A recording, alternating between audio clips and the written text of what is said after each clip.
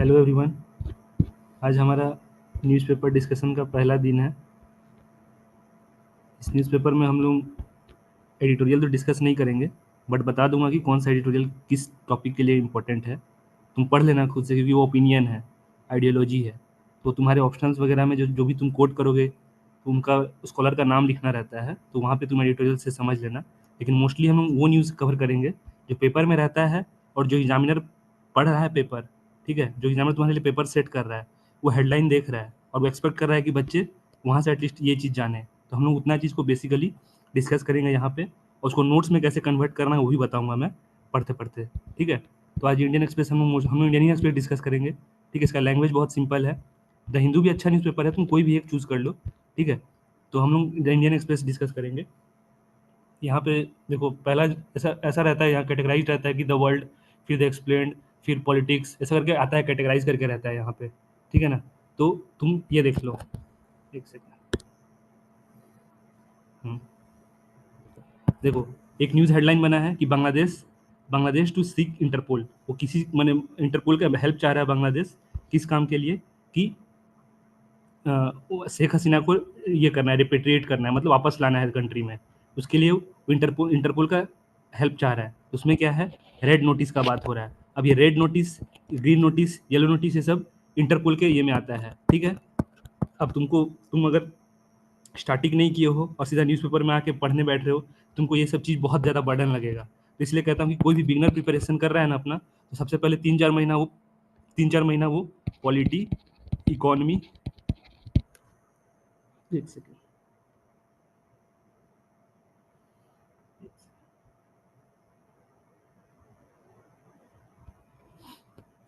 तो polity, economy और environment, और आईआर भी है। ठीक है, आईआर का बहुत बेसिक मान स्टैटिक जो आईआर का बहुत छोटा है, क्योंकि मोस्टली वो करंट अफेयर डिपेंडेंट ही है। आईआर का बेसिक्स बहुत छोटा है। और वैसे ही एक और टॉपिक है साइंस एंड टेक। ठीक है, तो ये चार चीज़ आपका मैंने इसका स्टैटिक अच्छे से रहेगा, तो न्यूज़पेपर पढ़ने में आपको मिनिमम 20 मिनट्स, ठीक है, मैक्सिमम 20 मिनट्स या 30 मिनट्स में कम कवर हो जाएगा। ठीक है, तो मैं इसलिए बता रहा हूँ कि इसी इंटरपोल, रेड नोटिस, ये सब स्टैटिक का ही पार्ट है। ठीक है, एक्चुअली में स्टैटिक का पार्ट है, बस यहाँ पे जैसे हेडलाइन बन रहा है तो तुम्हारे लिए इंपॉर्टेंट हो गया करंट अफेयर। ठीक है, तो बांग्लादेश इंटरपोल का हेल्प चाह रहा है, और वो चाह रहा है कि रेड नोटिस के थ्रू कंट्री उसको ये करे, मैंने जो भी कंट्रीज में मैंने शेख हसीना है, वो लोग उसको खोज खोज के बांग्लादेश को ये करे, हेल्प करे। ठीक है, तो वही रेड नोटिस क्या है, इसके बारे में देख लो। Red notice is not an international arrest warrant. अब यही प्रीलिम्स का जो स्टेटमेंट रहेगा क्वेश्चन का, वो यही रहेगा कि red notice is not an international arrest warrant. ठीक है, ऐसा पूछेगा और तुम एग्जाम हॉल में बैठ के सोचोगे कि ये मैंने अरेस्ट वारंट है कि नहीं है, क्योंकि इंटरपोल तो मैंने इंटरनेशनल पुलिस को ही इंटरपोल बोला जाता है। इंटरनेशनल पुलिस जो है उसी को इंटरपोल बोला जाता है। ठीक है, इंटरपोल।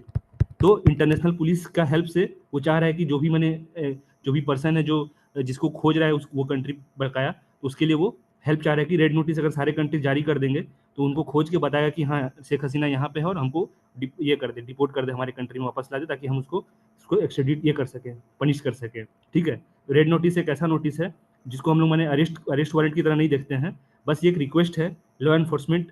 ठीक है, जो जितने भी मेंबर कंट्रीज है 196, उनको एक रिक्वेस्ट किया जाता है रेड नोटिस के थ्रू कि आप प्लीज़ हमारे लिए उनको खोज दें, और हम उसको अपने कंट्री में एक्सट्राडिट कर लेंगे। बस इतना रिक्वेस्ट रहता है रेड नोटिस। अब यही चीज़ स्टैटिक का है। बाकी यहाँ पे दुनिया भर का जो बांग्लादेश में क्या चल रहा है, ये सब जितना चीज़ लिखा हुआ है, बांग्लादेश में क्या चल रहा है, वही सब है यहाँ पे। ठीक है, तो ये चीज़ हो गया तुम्हारा इससे रिलेटेड, मैंने हेडलाइन जो बना उसी से रिलेटेड। अब इसमें तुम क्या है, कितना पढ़ोगे, जो जानते रहेगा कि स्टैटिक बहुत इंपॉर्टेंट है, वो इतना ही से देख के अपने लिए काम का निकाल लेगा। ठीक है, यही तुम्हारे अगर नोट्स में, ये चीज़ तुम्हारे नोट्स में रहेगा, अगर तुम स्टैटिक किए हो तो ये चीज़ तुम्हारे नोट्स में रहेगा कि इंटरपोल क्या है, रेड नोटिस कैसे उसके साथ रिलेटेड है। नेक्स्ट देखते हैं। एक न्यूज़ बना है COP29 के ऊपर, ये देखो।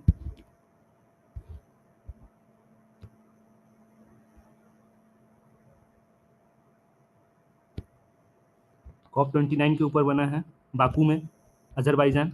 ठीक है, COP29। अब ये COP29 क्या है, जब जब क्लास कराया था वो इसका एनवायरनमेंट का, तो वहाँ पे मैं बताया था कि हम एक्चुअली में समझना है तुमको करंट अफेयर, तो एनवायरनमेंट, पॉलिटी, इकोनॉमी, आईआर, ये सब थोड़ा एक बेसिक आइडिया होना चाहिए।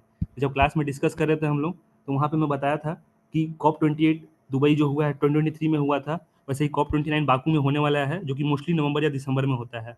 ठीक है, तो उसी से रिलेटेड न्यूज़ आ चुका है, ठीक है। उसी से रिलेटेड न्यूज़ क्या आया है कि अब अजरबैजान में होने वाला है, ये लोग किस चीज़ के ऊपर बात करेंगे, डिस्कशन किस चीज़ पे रहेगा, वो मोस्टली है तुम्हारा फाइनेंस के ऊपर, ठीक है, फाइनेंस एग्रीमेंट के ऊपर। अब ये इसका बेसिक्स हो गया, ठीक है।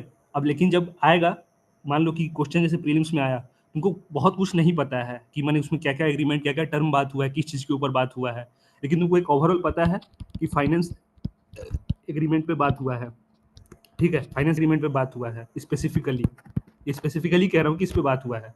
और वहाँ ऑप्शंस में क्या देगा कि COP29 में हम लोग, ठीक है, COP29 में हम लोग इस चीज़ के मैंने किसी और चीज़ के जैसे कि पॉल्यूशन को ये करने के लिए, pollution sorry coal phase out के बारे में बात कर रहे हैं, या फिर लिख देगा कि फाइनेंस एग्रीमेंट के बारे में नहीं बात कर रहे हैं, नॉट लिख देगा वहाँ पे, या फिर बोल देगा कि इस पे मैंने फाइनेंस एग्रीमेंट पे 28 कॉप में ही डिस्कस हो चुका था।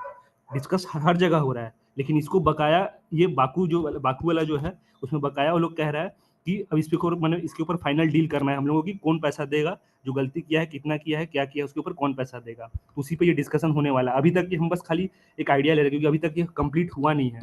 जब ये COP29 खत्म हो जाएगा तो उसके बाद देखेंगे कि उस कॉप में क्या क्या डिस्कस हुआ है, लेकिन उसका जो बेसिक जो बोलते हैं ना कि एक मेमोरेंडम जो है जिसके ऊपर वो डिस्कशन करने वाले हैं, उनका जो गोल है वो फाइनेंस एग्रीमेंट पे ही रहेगा। तो इसमें जानने के लिए इंडियन एक्सप्रेस में क्या बोल रहा है ये, ठीक है, दुनिया भर का चीज़ लिखा रहेगा, ठीक है, सब कुछ तुम्हारे काम का नहीं है, ठीक है, वो हेडलाइन देखते तुमको आइडिया लग जाएगा कि इसमें काम का मेरे लिए क्या है। अब यहाँ पे लिखा हुआ पहला चीज़ कि देखो एक सेकेंड, यूएसए, ठीक है, USA have been pushing to the expand the donor base. अब दिक्कत क्या है ना कि फाइनेंस पे बात होने वाला है, तो कोई भी फाइनेंस पे क्या चीज़ हो चुका है वो तुमको आइडिया होना चाहिए ना। तो जब मैंने बता रहा था, जब इंटरनेशनल कन्वेंशन जब बता रहा था तुमको कि क्लाइमेट चेंज में कैसे इंटरनेशनल कन्वेंशन चल रहा है, तो वहाँ बताया था कि फाइनेंस बहुत बड़ा बोटल नेक है, मैंने बहुत बड़ा हर्डल्स है क्लाइमेट चेंज को रोकने के लिए, ठीक है। तो वहाँ पे बताया था कि कैसे China, USA, India largest emitter है, ठीक है, इंडिया का क्या स्टैंड है, वो सब डिस्कस किए थे यहाँ पे। अब उसी के आइडिया पे, उसी के बेसिस पे यहाँ पे हेडलाइन यहाँ पे ये बना है कि यूएसए क्या चाह रहा है, यूएसए का क्या रिक्वायरमेंट है, यूएसए क्यों मैंने अपने आप को बाहर, देखो ट्रंप इलेक्ट होके आ गया है, ठीक है, तो ट्रंप का क्या किया था 2016 में जब आया था, तो अपने को पेरिस एग्रीमेंट से बाहर कर लिया था। पेरिस एग्रीमेंट 2015 का एक एग्रीमेंट है, जो कि कॉप 21 में ये हुआ था, ठीक है, COP21 में डिस्कस हुआ था इसकी पेरिस एग्रीमेंट, ठीक। ये सब स्टैटिक का पार्ट है, लेकिन तुमको मैंने पढ़ते समय तुम्हारा सर दर्द दे देगा ये चीज़, इसलिए कहता हूँ कि पहले स्टैटिक करो और फिर करंट अफेयर तरफ आना। तो जो भी मैंने पढ़ चुका है 3-4 महीना, 6 महीना, तो उनके लिए बहुत आसान हो जाएगा ये चीज़ समझना कि करंट अफेयर कैसे पढ़ा जाता है और कितना पढ़ा जाता है कम टाइम में, ठीक है। तो यूएस बोल रहा है कि भाई डोनर बेस जो भी पैसा कलेक्शन होना है, कलेक्शन कितना करना है, वो यहाँ पे हेडलाइन में बता दिया है, ठीक है, इसमें बता दिया गया है कि 100 बिलियन का डिमांड था, लेकिन अब 2026 के बाद से बोल रहा है कि ट्रिलियन का रिक्वायरमेंट रहेगा, ठीक है, एटलीस्ट मैंने पर हर साल ट्रिलियन डॉलर का रिक्वायरमेंट रहेगा ईयर फ्रॉम 2026, ठीक है। तो वो चीज़ है कि पैसे का इतना रिक्वायरमेंट है, ठीक है।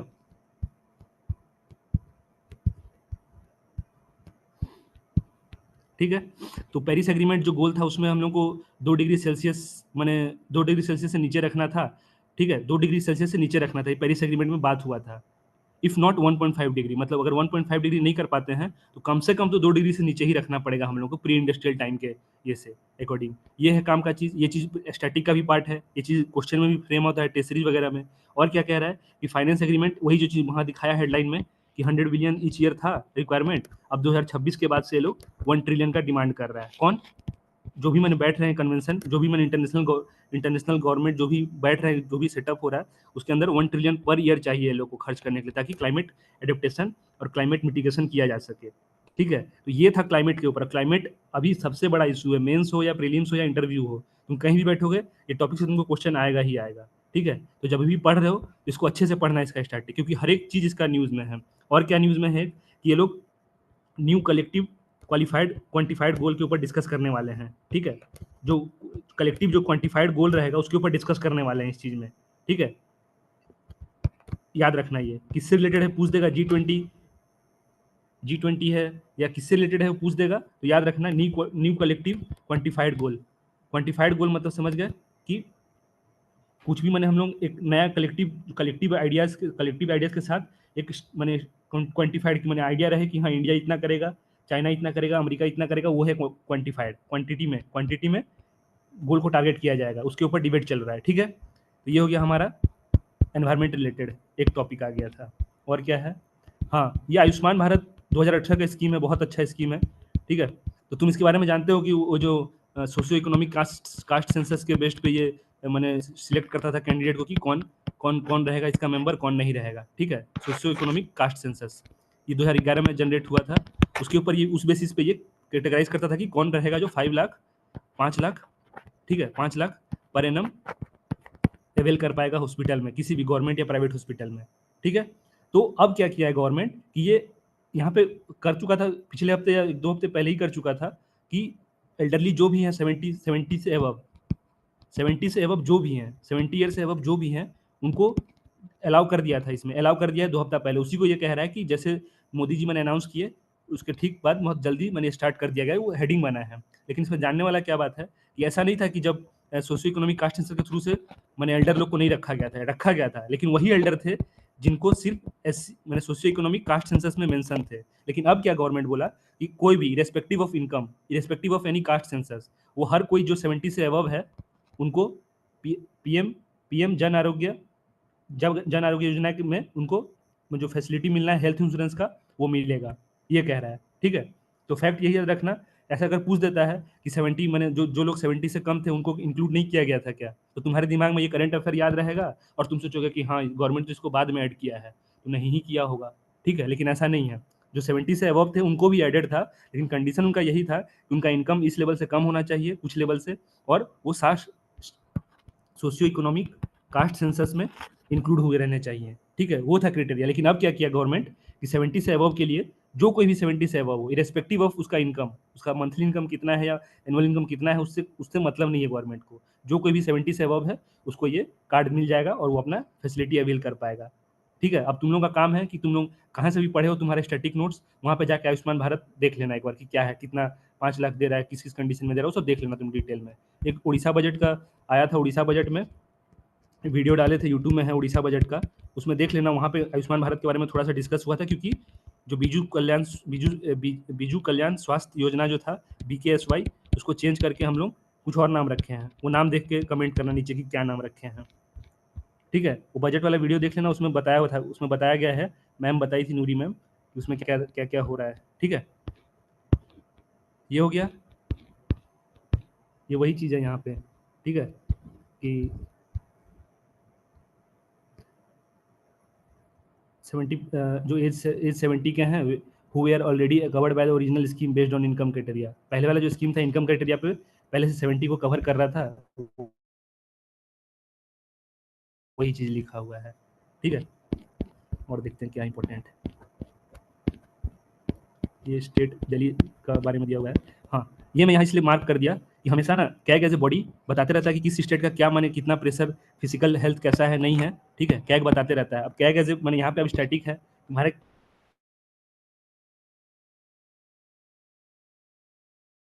कैग के बारे में हम लोग जब क्लास में मैं बता रहा था तो मैं बोला था कि कैग एज ए बॉडी बहुत इंपॉर्टेंट है।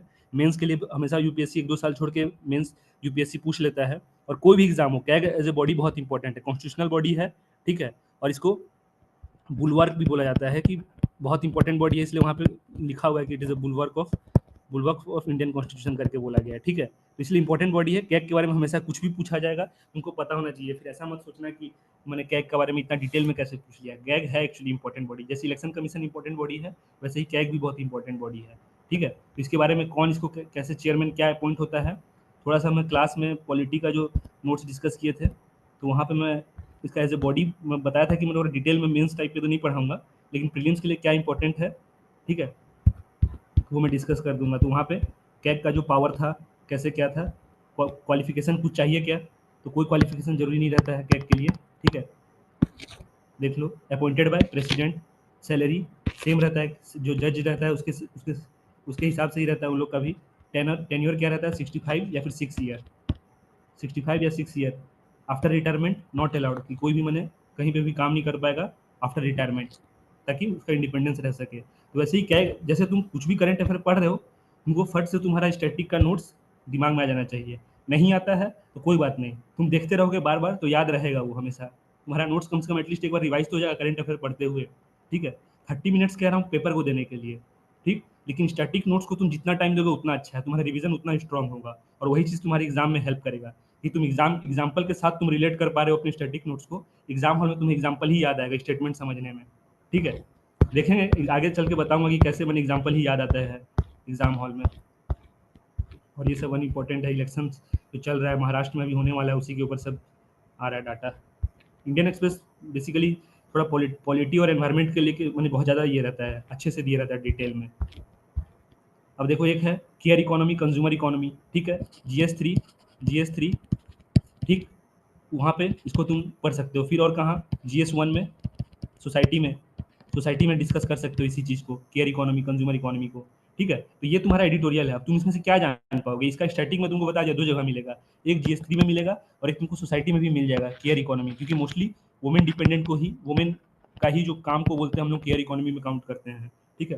तो वहाँ पे भी इसको डिस्कस कर सकते हैं हम लोग। तो यहाँ पे उसी के बारे में एडिटोरियल लिखा हुआ है कि कैसे केयर इकोनॉमी क्या है नहीं है, ठीक है, कंज्यूमर इकोनॉमी क्या है नहीं है, उसी के बारे में ये अपना अपना पर्सपेक्टिव ये रखी हैं। और ये कौन है, तो जो जब भी पढ़ना एडिटोरियल देखना कि कोई सेक्रेटरी वगैरह होंगे या फिर कोई एम्बेसडर वगैरह होंगे, ठीक है, जो बहुत ज़्यादा बार बार चीज़ मैंने कहीं पे उनका यूनिवर्सिटी के प्रोफेसर होंगे, तो उनका बहुत मैंने एकदम मन नहीं भी है पढ़ने का तो पढ़ लेना, क्योंकि वो तुम्हारे ऑप्शनल में यूज़ हो जाएगा, उनका जो भी लिखा हुआ बात, जो भी उनका आइडियोलॉजी है कोट कर पाओगे। अभी दिखा दूंगा कैसे।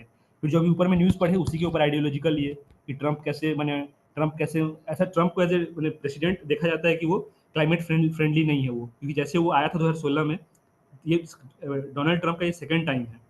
जब 2016 में आया वो, तो क्या हुआ कि आते साथ बोला कि हम लोग, मैंने अमेरिका पे इतना प्रेशर नहीं ले सकता, मैं अपने आप को बाहर कर रहा हूँ पेरिस एग्रीमेंट से, क्लाइमेट चेंज जो COP21 था उससे अपने आप को बाहर कर लिया। तो उसी के बारे में लिखा है कि ट्रंप कैसे क्या करेगा नहीं करेगा, एक बार देख लेना तुम, ठीक है।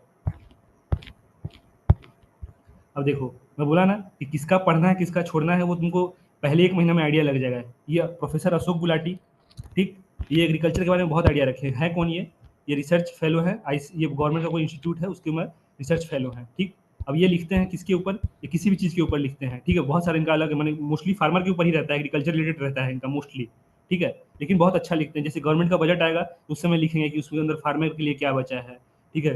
गवर्नमेंट को हमेशा मैंने एडिटोरियल के थ्रू से वो एक आइडिया देते रहते हैं। और यही मास्टरमाइंड थे जो ब्रेन चाइल्ड बोलते हैं, वो 3 फार्म बिल था, ठीक है, इन्हीं के आइडिया पे बेस्ड था 3 फार्म बिल, जो 2022 में 2020 में जिसको रिपील कर दिया गया, लाया भी गया और 2021 में रिपील कर दिया गया। यही मास्टरमाइंड थे ये, ठीक है। उसी को मैंने इन्हीं का आइडिया पे चला, क्योंकि ये थोड़ा कैपिटलिस्ट हैं। ये कह रहे हैं कि एग्रीकल्चर सेक्टर में अनलेस की मार्केट नहीं आता है तब तक गवर्नमेंट का कैपेसिटी नहीं है कि फार्मर लोग का भला कर पाए, ठीक है। तो इसलिए कह रहे थे कि मार्केट का आना जरूरी है, मतलब कि प्राइवेट प्लेयर का आना जरूरी है, जो लोग एग्रीकल्चर को ये करे, ऑपरेशनलाइज करे, उसको और अच्छे से मैंने चलाए, ठीक है। क्योंकि डिमांड सप्लाई गवर्नमेंट डिस्टॉर्ट कर रहा है, बोल के फार्मर को अच्छा चीज़ नहीं मिल रहा है, ठीक है। तो ये इनका कहना है कि एक्चुअली में मार्केट अगर आता है एग्रीकल्चर सेक्टर में तभी जाके कुछ होगा भला एग्रीकल्चर फार्मर का, नहीं तो कुछ नहीं हो सकता फार्मर का। तो ये हमेशा उन्हीं के आइडिया, उसी के आइडिया से आसपास में ये इनका आइडियोलॉजी रोटेट होते रहता है। तो ये पढ़ते पढ़ते पता चलेगा कि कौन किस बारे में क्या लिख रहा है नहीं लिख रहा है, ठीक है।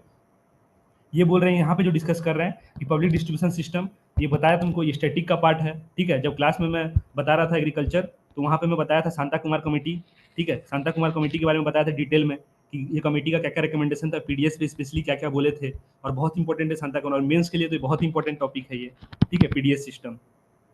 तो वैसे हो गया कि तुमको अगर स्टैटिक तुम्हारा अच्छा है तो ट्रस्ट मी कि तुम्हारा, मैंने जो तुमको बाकी जो न्यू बिगिनर लोग को 1-2 महीना लग रहा है, 1-2 घंटा लग रहा है, तुमको 20 मिनट्स में तुम्हारा काम हो जाएगा। और तुम नोट्स कैसे निकाल लोगे इससे, वो भी मैं दिखाऊंगा क्या करना है इसको। अब यहाँ से क्या करोगे, ये चीज़ तुमको पता है, तुम्हारे स्टार्टिंग में यही सब चीज़ लिखा रहेगा।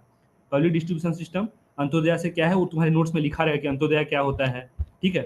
फिर शांता कुमार कमेटी पीडीएस से रिलेटेड है, शांता कुमार कमेटी जो है पीडीएस से रिलेटेड है, 2015 में गवर्नमेंट उसको सेटअप किया था, ये बताने के लिए कि पीडीएस में जो लीकेज हो रहा है उसको कैसे टैकल किया जाए, ठीक है। ये तुम्हारा स्टैटिक में लिखा हुआ है, अगर नहीं है तो तुम यहाँ से डायरेक्ट एंटर कर लेना अपने नोट्स में, ठीक है। तो नोट्स किस टाइप का होना चाहिए, स्टैटिक नोट्स नॉट नेसेसरी कि तुम्हारे पास डिजिटल हो तो ही चलेगा। स्टैटिक नोट्स हार्ड कॉपी में भी चलेगा, लेकिन वही है कि जब भी नोट्स बना रहे हो तो साइड में स्पेस छोड़ना, ठीक है। क्योंकि हमारा जो प्रिपरेशन है उसमें हमेशा वैल्यू एडिशन का हमेशा गुंजाइश है कि तुमको नहीं ये नहीं सोच लेना है कि मेरा नोट्स एकदम कंप्लीट है, सफिशिएंट है, हमेशा उसमें कुछ ना कुछ ऐड किया जा सकता है। तो इसलिए तुमको हमें थोड़ा सा स्पेस छोड़ देना और आराम से उसको जो भी कुछ नया पाओगे कि हमारे नोट्स में ये नहीं है तो ऐड कर लेना, ठीक है। अब देखो, एक है digital personal data protection act.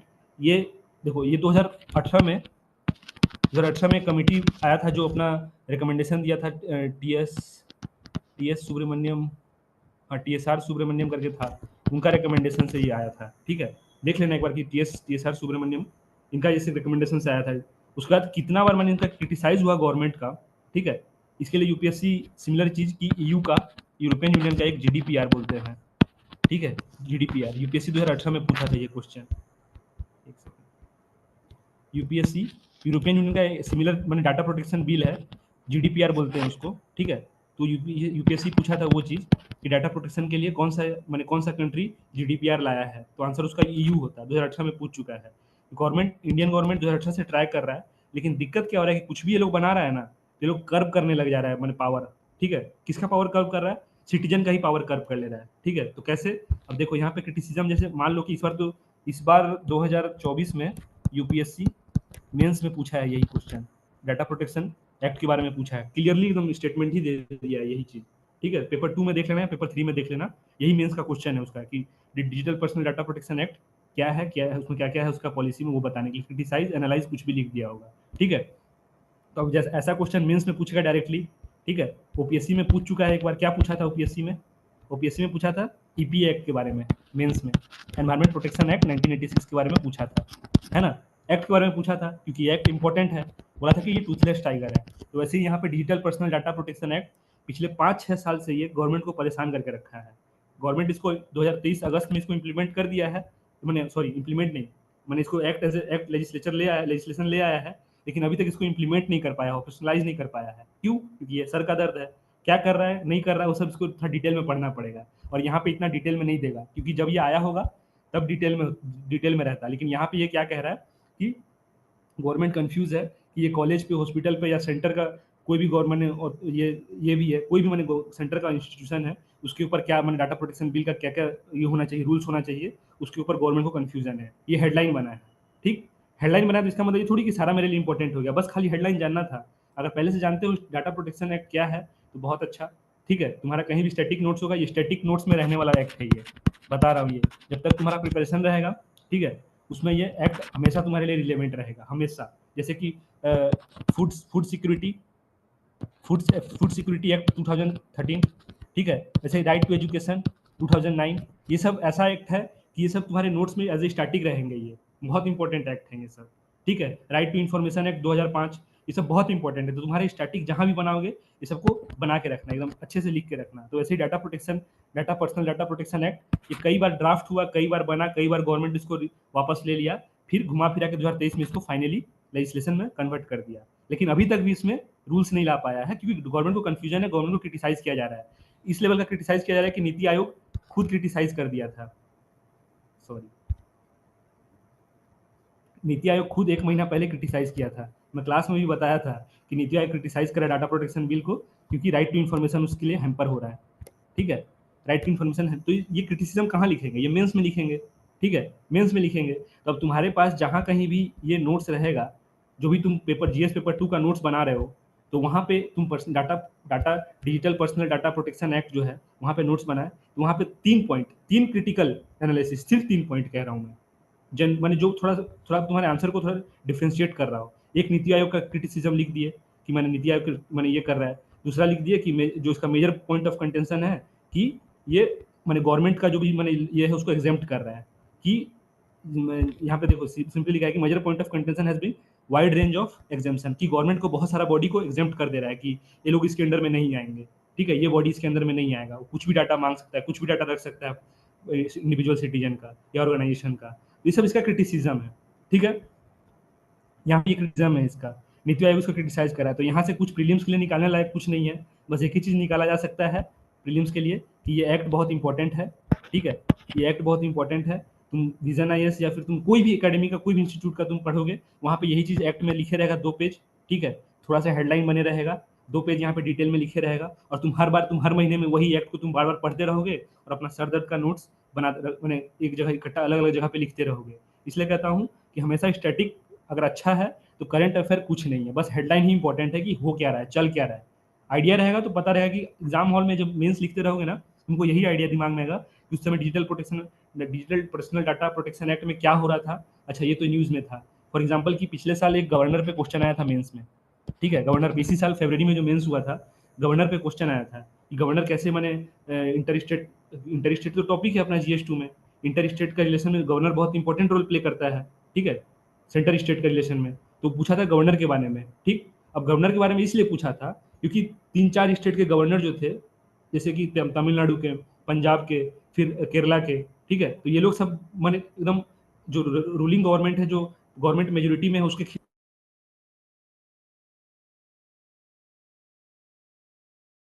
बहुत अच्छा वैल्यू एडिशन हो जाता।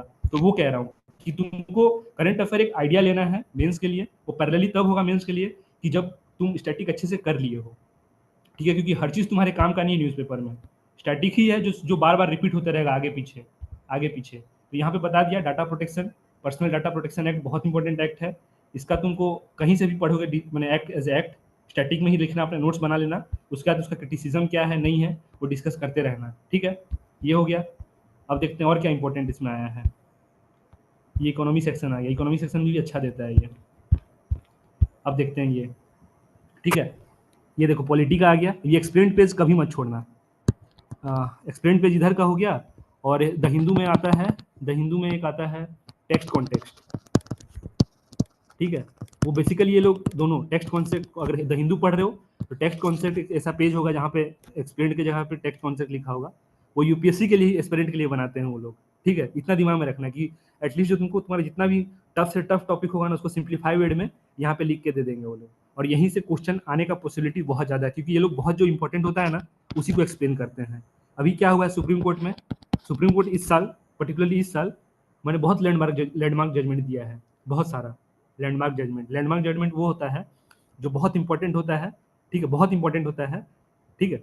तो वो चीज़, उस टाइप का जजमेंट बहुत आया है इस बार। तो अभी 2-3 दिन पहले ये जजमेंट आया था, जस्टिस DY चंद्रचूड़ अभी 2-3 दिन पहले रिटायर हो गए हैं, 1-2 दिन पहले, ठीक है। तो उनसे, उनका जाने से पहले वो बहुत सारा लैंडमार्क जजमेंट दे के गए हैं। एक तो बताया था क्लास में भी कि tax is royalty is not a tax, royalty is not a tax, ठीक है। इसके ऊपर पिछले 25 साल से उस पर चल रहा था कि क्या होगा क्या होगा।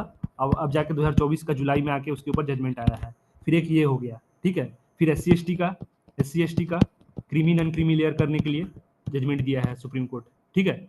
ये बोला है, ऑर्डर दिया है, ठीक, कि मजिस्ट्रेट के पास पावर है कि SC ST में भी क्रीमी नॉन क्रीमी कर सकता है।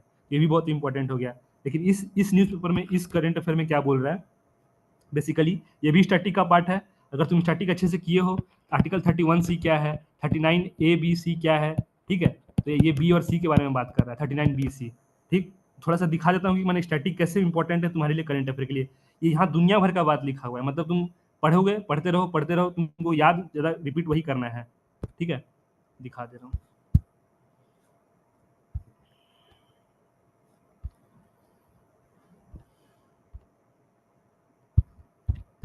आर्टिकल 39B, सॉरी 31, देखो आर्टिकल 31 राइट टू प्रॉपर्टी था, ठीक है, राइट टू प्रॉपर्टी था, इसको हटा दिया गया, ठीक है। लेकिन 31A B C था उसमें, इसको रखा गया 31A में, 301 में, ठीक है, आर्टिकल राइट टू प्रॉपर्टी, ठीक है। तो इसी के बारे में बात हो रहा है कि 31 जो यहाँ पे जो आर्टिकल था एज ए स्टैटिक पोर्सन, ठीक। अब ये किसके साथ क्या कर रहा है, 39B के साथ इसका कॉन्ट्राडिक्शन है, ठीक है। 39A और B के साथ कॉन्ट्राडिक्शन है इस आर्टिकल का, ठीक है। ये देखो,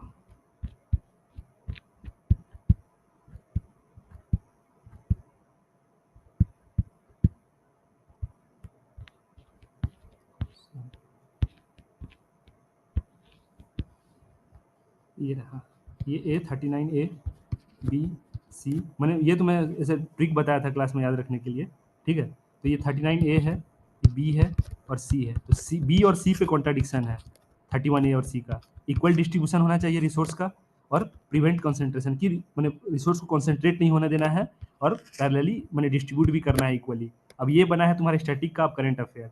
इसमें जजमेंट क्या दिया है, जो आया है जजमेंट, इसको लिख दिया सीधा। अब देखो एक्सप्लेन पेज में आया, लैंडमार्क जजमेंट है, इंपॉर्टेंट है, वो कह रहा है बार बार कि तुमको ये चीज़ जानना जरूरी है। जानना जरूरी है। स्टैटिक से ही तुम जान लो, लेकिन जान लो कम से कम। अब नॉट नेसेसरीली कि यहीं से उठ के आएगा क्वेश्चन, लेकिन वो यहाँ से उठ के आने का पूरा पॉसिबिलिटीज है, ठीक है। और कहाँ से आने का पॉसिबिलिटीज है? 31C से पूछेगा, 39B से पूछेगा, 39 और क्या 39B यहाँ से पूछेगा, और 39C से भी पूछ सकता है, क्योंकि वो भी दोनों पैरेलल है। एक कह रहा है कि इक्वल डिस्ट्रीब्यूशन होना चाहिए, और कह रहा है कि इक्वल डिस्ट्रीब्यूशन होना चाहिए, और एक दूसरा कह रहा है 39C कह रहा है कि कॉन्सेंट्रेशन नहीं होना चाहिए, ठीक है, रिसोर्स का कॉन्सेंट्रेशन नहीं। तो गवर्नमेंट जजमेंट क्या दिया है? लैंडमार्क वर्डिक्ट जो दिया है, केस का नाम अगर तुमको याद रहता है तो ठीक है, नहीं रहता याद रखता है तो कोई दिक्कत नहीं, ठीक है।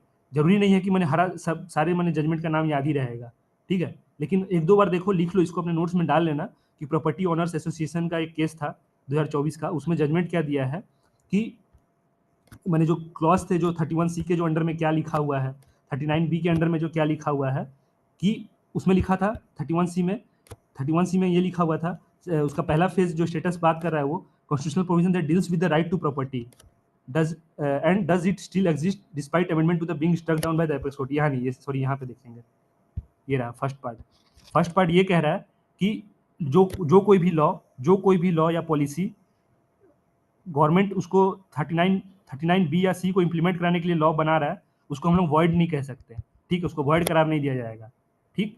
31C का बता रहा हूँ मैं, ठीक है। 31C का पहला पार्ट ये कह रहा है, जो कि स्टैटिक में हम लोग पढ़े हैं। फिर सेकंड पार्ट क्या कह रहा है कि कोई भी लॉ को जो भी मैंने 39B और C को इम्प्लीमेंट कराने के लिए, आर्टिकल 39B और C को इम्प्लीमेंट कराने के लिए हम लोग ये रखे हैं, उस केस में उस लॉ को कोई भी मैंने कोर्ट उसको क्वेश्चन नहीं कर सकता है, ठीक है। तो ये था 31C में डाला गया था एक प्रोविजन, जहाँ पे ये दोनों इंदिरा गांधी की थी ये चीज़, ठीक है, इंदिरा गांधी की थी, और ये दोनों प्रोविजन डाली थी। तो सुप्रीम कोर्ट जब उसको रिव्यू किया तो इस चीज़ को काट दिया, बोला कि ये चीज़ गलत है। कौन से केस में? मिनर्वा मिल केस में, ठीक है।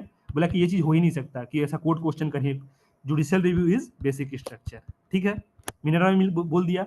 दूसरा पहला केस क्या था कि हाँ तुम 39B और C को इम्प्लीमेंट कराने के लिए तुम चेंज कर लो, फंडामेंटल राइट्स को तुम चेंज करो, ठीक है। लेकिन ये मत कहना कि हम रिव्यू नहीं कर सकते हैं, रिव्यू तो हम लोग कर सकते हैं, वो तो हमारा बेसिक स्ट्रक्चर है, ठीक है, बेसिक स्ट्रक्चर है।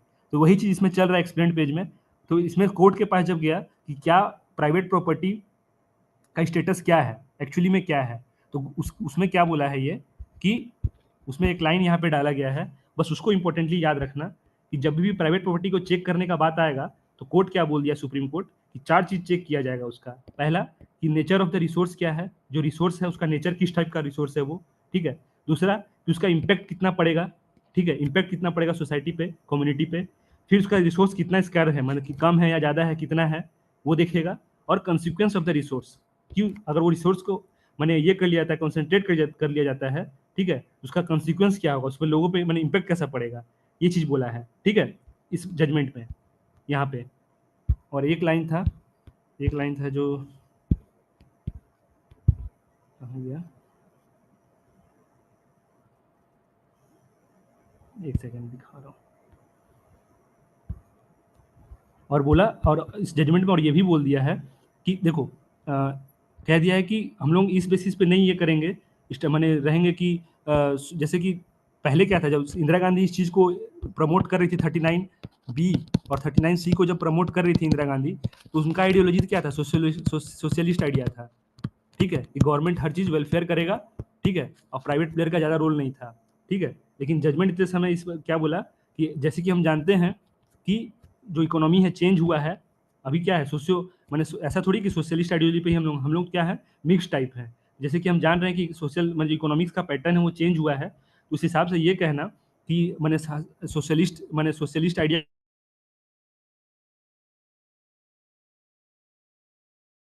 उसमें हम लोग को प्राइवेट प्लेयर को भी इंपॉर्टेंस देना पड़ेगा, और प्राइवेट प्लेयर को भी इंपॉर्टेंट देना पड़ेगा, और गवर्नमेंट को भी इंपॉर्टेंस देना पड़ेगा। दोनों का मिक्सचर है हम लोग का जो इकोनॉमी है। तो इसलिए क्या बोला कि आप क्लियर कट ऐसे प्राइवेट जो प्रॉपर्टी है वो गवर्नमेंट उसको ये नहीं कर सकता क्लियर कट, ठीक है।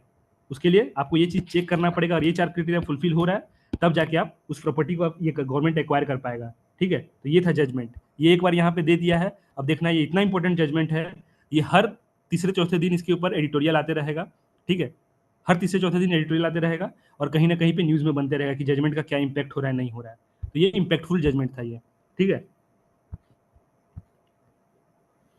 इसमें एक कीवर्ड था, मैं कहीं और ऊपर वाले में शायद डिस्कशन में या फिर 2 दिन पहले जो पढ़ा था वहाँ पे देखा था, वो उस रिसोर्स को कैसे रखना है बोल के। हाँ ये देखो, material resource of the community, बोला कि किस टाइप का रिसोर्स जो रहेगा वो कम्युनिटी का रिसोर्स है, वो कैसे पता चलेगा। हेल्ड दैट, जो पहले से जो चला आ रहा था कि जो भी मटेरियल रिसोर्स कम्युनिटी का है वो all resource natural resource man made public and private on. ये जजमेंट में आया था कहाँ पे, 1977 में। लेकिन अभी क्या बोल दिया कि जो मटेरियल रिसोर्स ऑफ कम्युनिटी है, नॉट नेसेसरीली उसमें प्राइवेट प्रॉपर्टी जरूरी नहीं कि होगा ही होगा, उसके लिए आपको ये चेक करना पड़ेगा ये 4 चीज। ठीक है, तो प्राइवेट प्रॉपर्टी वाला जो कॉन्सेप्ट है उसको थोड़ा सुप्रीम कोर्ट पुश किया है, प्रमोट किया है कि प्राइवेट प्रॉपर्टी नेसेसरी है। ठीक है, नेसेसरी है मतलब अच्छा चीज है बोल के प्रमोट किया है। ठीक है, तो ये एक आइडिया है, तुमको पढ़ते समय मैंने इतना आइडिया तुमको तब आएगा जब तुम्हारा स्टैटिक अच्छे से हुए रहेगा, तब तुम रिलेट कर पाओगे कि अच्छा इतना चीज है।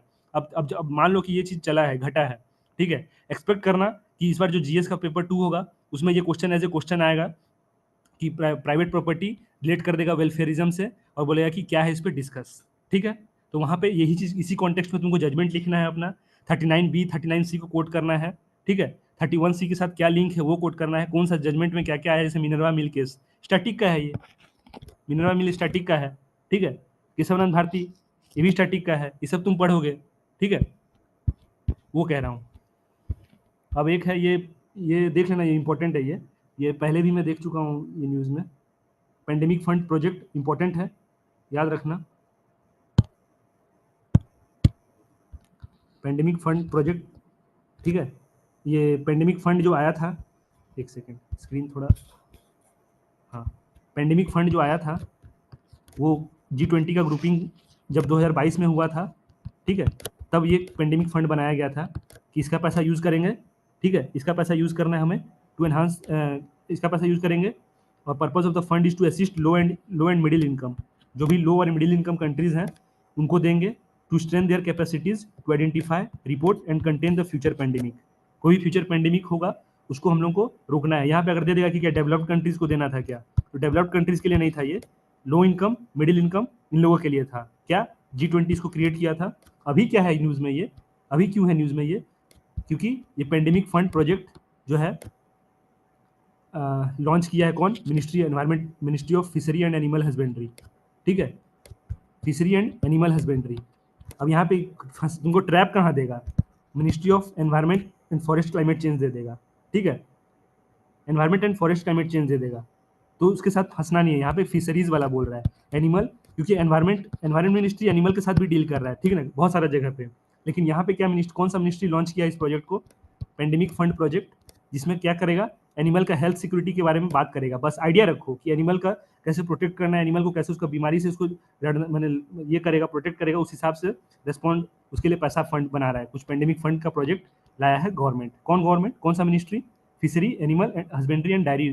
ठीक है, तो वो लाए हैं, बस इतना ही इसमें से जानने का न्यूज़ था। ठीक है, कौन इसको एग्जीक्यूट करा रहा है ये प्रोजेक्ट को, किसके हेल्प से वो मिनिस्ट्री कर रहा है execute, Asian Development Bank, Food Agriculture Organization, World Bank, ये 3। अब ये 3 एग्जाम हॉल में तो याद आना बहुत मुश्किल है, लेकिन अगर तुम अपने नोट्स में लिखे रहोगे और मिनिमम 2 बार रिवाइज किए रहोगे तो मे भी एग्जाम में रिकॉल कर लोगे। ठीक है, तो ये चीज़ है, ये तुम्हारे इंडियन एक्सप्रेस में आया है और ये हेडलाइन बनाया है, समझ गए, why India has launched project to monitor animal health. ठीक है, उसके बारे में दिया हुआ है। ठीक, अब बाकी सब यहाँ पे चीज़ जो है वही राम कथा पुराना कथा जो होगा वही, what are the expected outcome. अब एक्सपेक्टेड आउटकम तो कुछ भी हो सकता है, तुमको इसके बारे में क्या जानना है, तुमको पता ही है कि अगर कोई फंड क्रिएट किया जा रहा है प्रोजेक्ट के थ्रू से एनिमल को बचाने के लिए तो क्या ही होगा उसमें। ठीक है, R&D पे खर्च करेंगे, ठीक है, सर्विलेंस करेंगे किसको कौन सा क्या बीमारी है।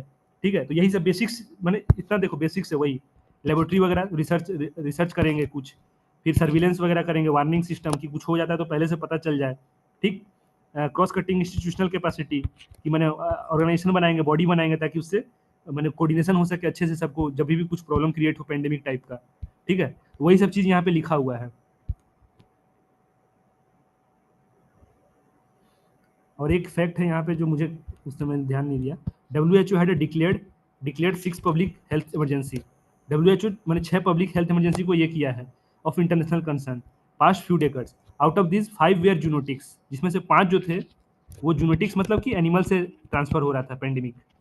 फॉर एग्जाम्पल जो कोरोना वायरस था वो एनिमल के अंदर वो वायरस पाया जाता है, उससे इंसान को हुआ तो उसको बोलेंगे जूनोटिक्स, ठीक है।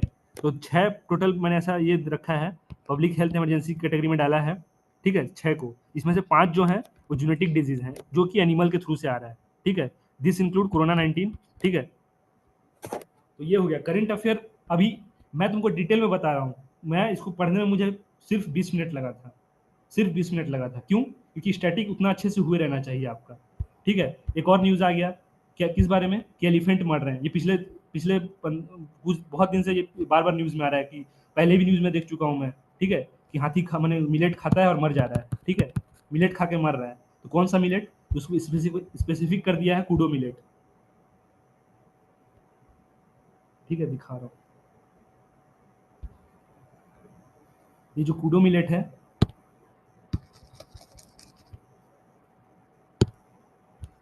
ये कूडो मिलेट मतलब बांधवगढ़ जो नेशनल पार्क है, टाइगर रिजर्व है, वहाँ पे कूडो मिलेट पाया जाता है, ठीक है। ऐसे तो पाया जाता है किसी भी जगह में जहाँ पे थोड़ा सा इसका कूडो मिलेट, अब मिलेट का क्या है फीचर्स वो जानना जरूरी हो जाता है यहाँ पे, ठीक।